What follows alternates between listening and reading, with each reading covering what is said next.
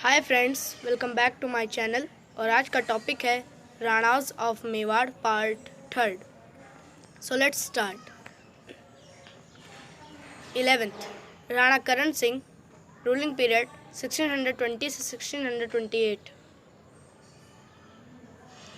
12th Maharana Jagat Singh first, ruling period 1628 से 1654। अगर समझ में आए तो वीडियो को सब्सक्राइब कर दीजिएगा।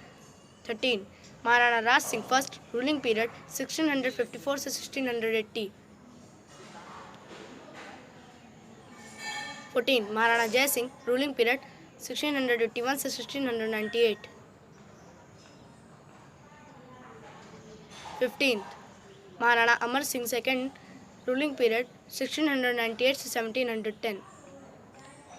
Thanks for watching. Wait for part 4. Stay home, stay safe. Bye. Jai Hind.